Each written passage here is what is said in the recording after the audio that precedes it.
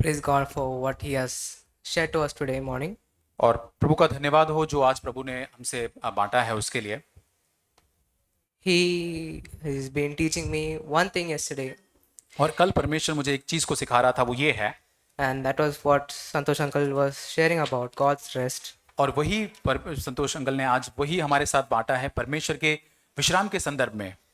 Let's turn to Matthew chapter 11. और मत्ती उसका 11 अध्याय,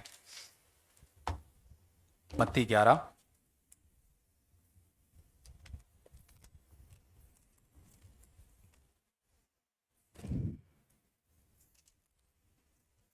Matthew 11, 28 to 13. और उसका 28 से 30 वचन को हम पढ़ेंगे। Come to me, all that are weary and are heavy burdens, and I will give you rest. ये सब परिश्रम करने वालों, बोझ से दबे हुए लोगों, मेरे पास आओ, मैं तुम्हें विश्राम दूंगा। This rest is not a physical rest, but it is a spiritual one. और यहाँ पर एक शारीरिक रेस्ट के बारे में, आराम के बारे में बात नहीं किया, लेकिन आत्मिक विश्राम के बारे में बात करता है। He tells us how to gain that rest in verse 29. और 29 वचन में लिखा गया कि कैसे उस विश्राम को हम प्राप्त कर सकते हैं। Take my yoke upon you मेरा जो अपने ऊपर उठा लो, and learn from me, मुझसे सीखो, for I am gentle and humble in heart, और क्योंकि मैं नम्र, मन में नम्र दीन हूँ, and you will find rest for your souls. और तुम अपने मन में विश्राम पाओगे। And the next verse, for my yoke is easy and my burden is light. और आगे का वचन, क्योंकि मेरा जो असहज, मेरा बोझ हल्का है। So what is this yoke that Jesus was talking about here? और यीशु मसीह इस जुए के बारे में यहाँ पर बात कर रहा है, वो किस जुए के बारे में बात कर रहा Okay, है? we'll take it now in a modern time where you see farmers using two ox in a plow, keeps a plow on the yoke on the two ox. और यहाँ पर जैसे किसान जो होता है, जब वो खेती करता है तो दो जो बैल होते हैं उसके ऊपर इन जुए को रख देता है। So what do you think the ox will think about the yoke? और जो उस जुए के संदर्भ में वो बैल जो है वो क्या सोचता होगा? It is the work that the farmer is telling them to do. और ये सोचेगा कि इसके द्वारा वो किसान जो है कुछ काम करना चाहता है। So this yoke means my father's will. और ये जो जुआ मेरे ऊपर डाला गया है वो मेरे पिता की इच्छा है। When Jesus was in the Garden of Gethsemane, और यीशु मसीह जब उस गत्समनी के बगीचे में था, he knew that he had to be suffered, that he has to, his fellowship with the Father has to be broken और completely. वो जानता था कि उसे वो सारे दुखों को उठाना है, उसकी संगति पिता के साथ जो है वो टूटने वाली थी। So what did he saw was the cross. What the cross meant to him was his father's will, my father's work that had to be completed. और वहां पर जो क्रूस को यीशु मसीह ने देखा, वो जो है उसने पिता की इच्छा के अनुसार देखा कि ये परमेश्वर की इच्छा है जो मुझे पूरा करना है उस क्रूस पर जाकर। And a little bit of this is described in Luke 14, where it talks about discipleship. लूका 14 के अंदर भी शिष्यत्व के बारे में लिखा गया है। Luke 14, 25 to 23. 25 to 33 actually. 25 से 33। I'll just only specify on 27. Whoever does not take the cross and follow me cannot be my disciple. और 27 वचन, जो कोई अपना क्रूस न उठाए, मेरे पीछे न आए, वह भी मेरा चेला नहीं हो सकता। So in other words, we have to deny our will दूसरे शब्दों में, जब हम अपनी इच्छा का इनकार करते हैं and take up the cross. और उस क्रूस को जब हम उठाते हैं, See, taking up the cross is Jesus never just took up the cross and simply standing there. और यीशु मसीह ने उस क्रूस को उठाकर ऐसे ही वहां नहीं खड़े रहता है। No, he had to walk till the death, till the end of his death. He has to do his Father will. और जब तक वो उस क्रूस के ऊपर चलते चलते जाता है, अंत तक उस मृत्यु तक पिता की इच्छा को पूरी करते जाता है। See, not only that, we have to understand that we alone cannot carry this cross. We'll feel like if we ourselves are carrying the cross alone, we'll feel it as a burden. Lord, the commandments that you gave me, I'm feeling it as a burden for me. और मैं अपने आप से अकेला उस क्रूस को नहीं उठा सकता, वो मेरे लिए बोझिल हो जाएगा, वो मैं आज्ञा का पालन नहीं कर पाऊंगा। Unless you give me the power, then all I can do it, Father, your will. और जब पिता तो अपनी सामर्थ मुझको देगा, तभी मैं तेरी इच्छा को पूरा कर पाऊंगा। There was this wonderful picture somewhere in Matthew. It was written that one man named Simon, where Jesus fell down while carrying the cross. और जब यीशु मसीह जब उस क्रूस को वहां पे लेकर जा रहा था, सिमोन नाम का व्यक्ति था। Not Simon Peter, but another Simon. Simon पतरस नहीं, लेकिन एक सिमोन नाम का व्यक्ति है। So one of the verses was written that the soldiers seized him and told him to carry the cross. और वहां पे लिखा कि वो शिष्य उस सिमोन को कहते हैं और वो यीशु मसीह का क्रूस उठाता है। And there was a beautiful picture that God showed me, that Jesus was carrying the front part of the cross and Simon was carrying the behind part of the cross. और वहां पे एक बहुत ही सुंदर चित्र मेरे मन में आता है कि यीशु मसीह क्रूस का आगे का हिस्सा लेकर चलता है और वो सिमोन जो है वो पीछे का हिस्सा उठाकर चलता So है। you tell me which part of the cross is much heavier, the front part or the back part? और पहला कौन सा बहुत ही ज्यादा जो भारी कौन सा होगा, आगे का होगा या पीछे का होगा? Definitely the front part is always heavier than the back. और आगे का ही भाग जो होगा वो बहुत ही भारी होगा। That is what Jesus wants everyone to do, to humble ourselves completely. Say, I cannot do this. I humbly 100% rely on you, Father. और मैं प्रभु से आकर यही कह सकते, प्रभु मैं अपने आप से इसको नहीं कर सकता, 100% पूरी तरह से तुझ पर निर्भर होकर ही कर सकता हूँ। Say two ox, one is unexperienced ox and one is the experienced one. और देखे कि वहां पर एक अनुभवी है और एक दूसरा अनुभवी नहीं है। See, the plow, the lines of in the field can only be straight if the unexperienced ox 100% rely on the experienced one. और तभी वो दोनों साथ में जाकर उस खेत के अंदर हल चला सकते हैं, जब वो बिना अनुभव का जो बैल है वो पूरी तरह से जो अनुभवी बैल है उससे वो सीखता है। That is the everyday rest. You'll gain a rest. There's a joy also in that rest. और उस विश्राम के अंदर हमें आनंद भी प्राप्त होता है प्रतिदिन। That is how Paul was able to rejoice in the Lord और always. इसी प्रकार से पौलुस प्रतिदिन उस आनंदित होता है। I will stop from here. I would encourage all of you to listen to that Sunil uncle's message about gaining rest in every trial. और अब मैं प्रोत्साहित करूंगा सुनील पूनन ब्रदर का वो संदेश हम सुने कि हर एक ट्रायल के अंदर हम परमेश्वर के विश्राम को प्राप्त करें।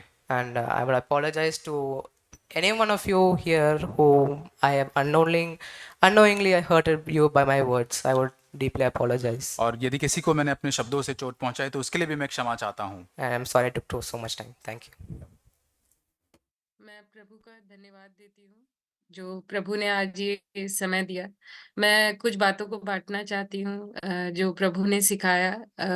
बीते दिन मेरे पिताजी का बहुत तबीयत खराब था और उनका ऐसा हो गया कि गर्दन में दर्द की वजह से उनका नस दब रहा था और उनका सर्जरी भी हुआ। आगे जाके उनको सर्जरी के बाद कुछ किडनी इश्यू भी हो गया।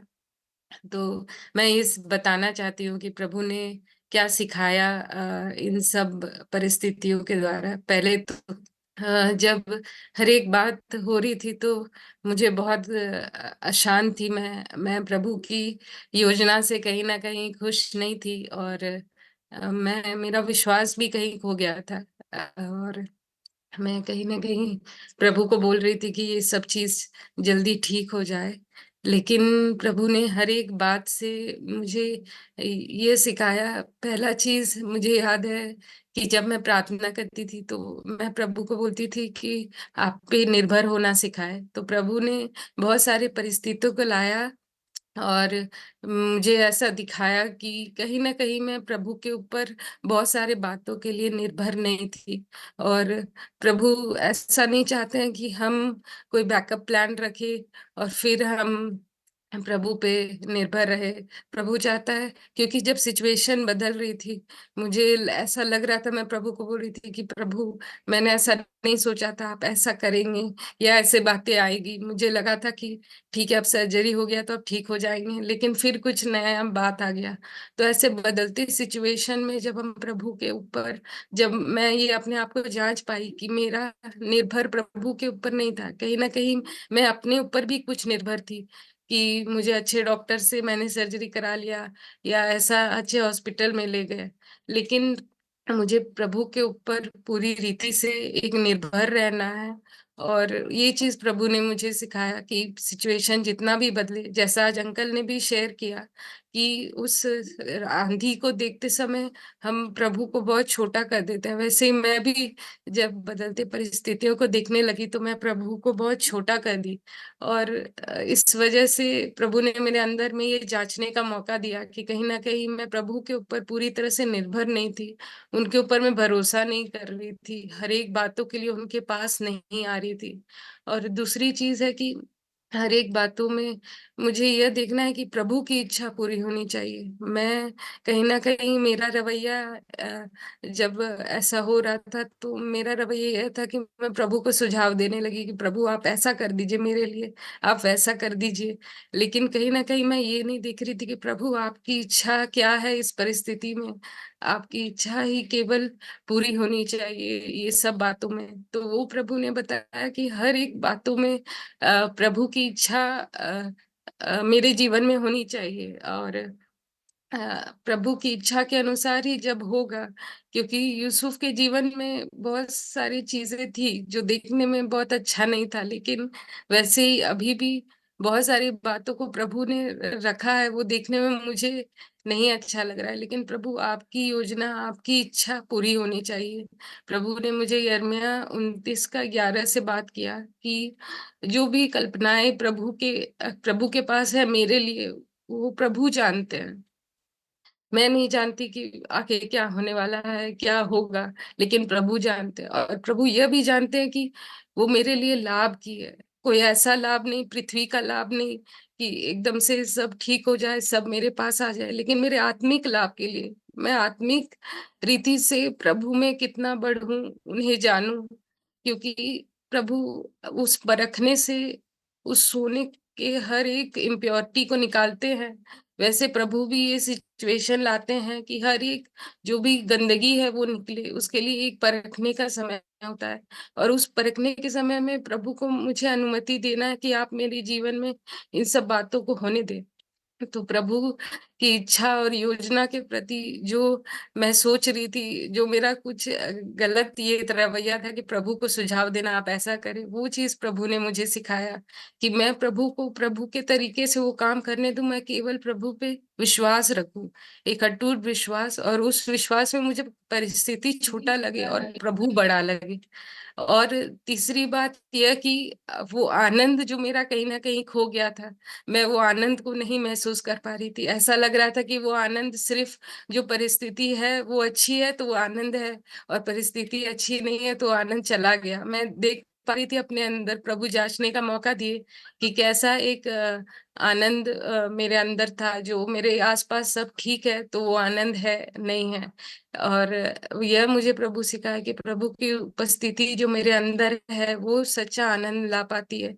तभी पौलुस वो जेल में भी आराधना करने पाया वो आनंद के साथ, क्योंकि उसका कोई भी आनंद दिखने वाली परिस्थिति पे निर्भर नहीं था या होने वाली चीजों पे निर्भर नहीं था, लेकिन प्रभु का आत्मा जो अंदर था, उसकी उपस्थिति। इसीलिए फिलिपियो 4:4 में लिखा है कि सदा आनंदित रहना है, और जो वहां पे लिखा है कि फिर से मैं कहता हूँ, वो फिर से मुझे लगा कि मेरे लिए है कि प्रभु फिर से कह रहे हैं कि आनंदित रहना आसान है जब परिस्थिति अच्छी है, लेकिन मैं फिर से कहता हूँ, क्योंकि जब परिस्थिति ठीक न हो तब भी आनंद रहो।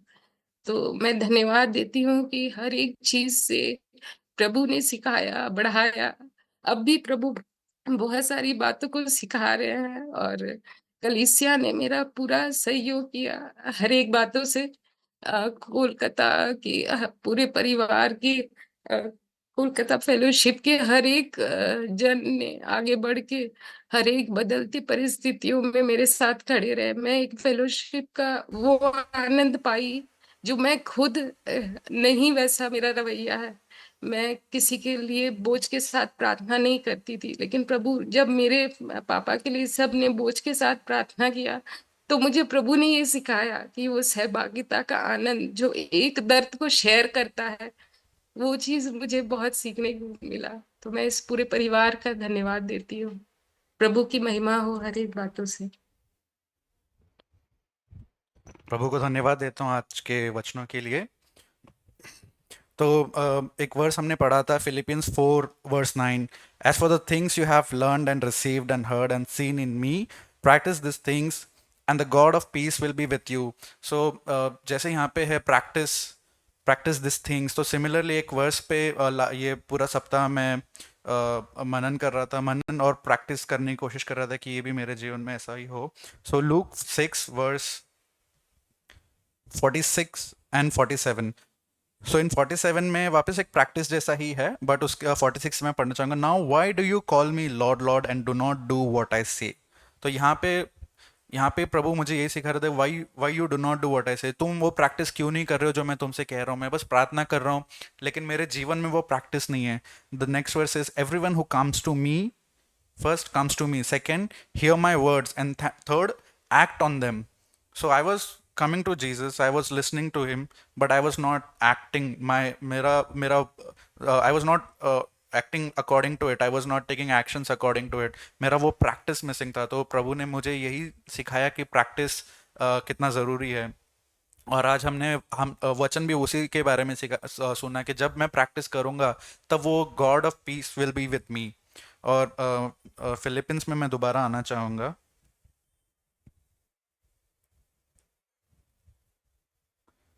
Philippians 4 verse 6. Do not be anxious about anything, but in everything by prayer and pleading with thanksgiving let your requests be made known to God, and the peace of God which surpasses all comprehensions will guard your heart and minds in Christ Jesus. तो the piece of God यहाँ पे वापस हम पढ़ते हैं. तो क्या हुआ, कल ही के दिन में मैं मेरे एक दोस्त को सुबह एयरपोर्ट पिक करने जा रहा था, और करीब लगभग 3:45 कुछ एक मेरा एक्सीडेंट हो गया कार से. मुझे कुछ नहीं हुआ, लेकिन कार में डैमेज वगैरह आ गया था. तो उस समय जब हम बाहर निकले तो काफ़ी सिचुएशंस ऐसे थे जब वो दोनों ड्राइवर आके मुझे ब्लेम कर रहे थे. मैं डर गया था, but then again suddenly I was praying to God and God gave me peace. मैं बहुत काम हो गया वहाँ पे. God help me to speak calmly. मेरे वर्ड्स दिए. फिर मैं पुलिस स्टेशन जब गया तब मुझे नहीं समझ रहा था मैं कैसे बात करूंगा.